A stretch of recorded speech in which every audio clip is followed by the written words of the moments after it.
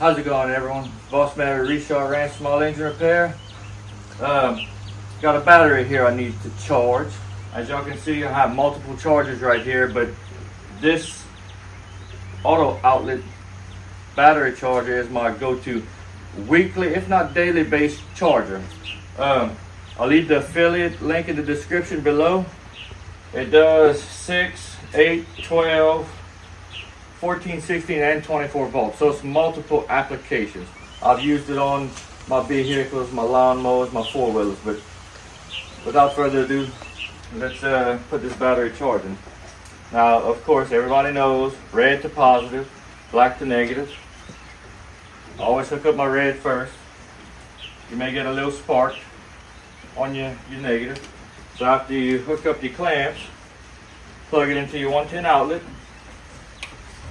Oh, what's that? It still didn't come on? That's the good safety feature of it. You reach behind this machine and you flip your on-off switch. As you can see, you hear the tone saying it is coming on. Now it has a smart chip built into it to where it senses what voltage battery it is and how many amps it's putting out.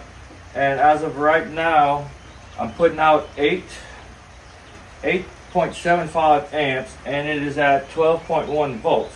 Well, the reason why this battery is so low is because I used it to spray this past weekend. So this is a fairly new battery. I want to keep it charged. But yeah, in a little bit, I'm a load test this battery. I had it charging overnight on an ATV, and I went to crank it up this morning. It didn't last long. So to confirm that it does have a couple of cells, I will be using my load tester on this Superstart battery. Check out the video, and the description will be in the link below for that one. So until next time,